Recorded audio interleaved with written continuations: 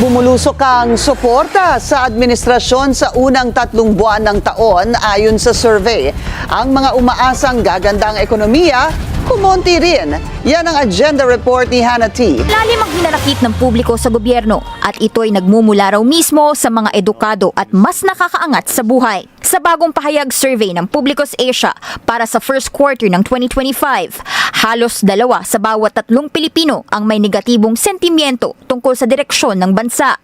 Ito raw ang pinakamababang national outlook mula pa noong 2022. If we will sum it up, we can see that 66% or 2 in 3 Filipinos are have that kind of pessimistic sentiment. Mula sa 28% sa huling quarter ng 2024, bumulusok ang pro-administration support sa 15% na lang ngayon. Ito ang pinakamatalim na pagbaba ng suporta sa administrasyon sa historya ng survey. Kabilang sa mga sektor na lalong naging negatibo ang pagtingin sa gobyerno, mga college graduate at nasa high-income household. Sa high-income respondents, 51% ang naniniwalang lalala pa ang kanilang kabuhayan. 46% naman sa college graduates ang umaasang mas sasama pa ang kalagayan sa mga susunod na buwan. Bumabari ng percentage ng mga umaasang gagandang ekonomiya.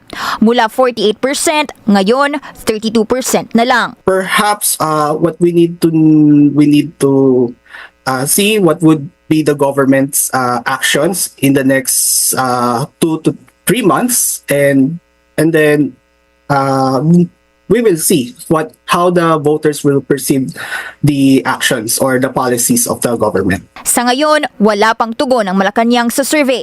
Pero sa kabila ng pag-iba ng pulso, ang magkaibigang sina Tanya at Daniela naniniwalang lumalalim ang kawalan ng tiwala hindi lang sa gobyerno, kundi sa buong political landscape sa Pinas. I think makaka-apekto po siya in a way na yung iba po is hindi na po sila mag-vote.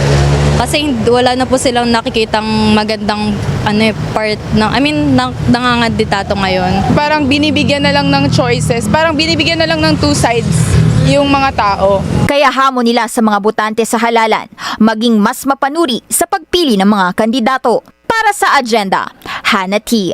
Bilyonaryo News Channel.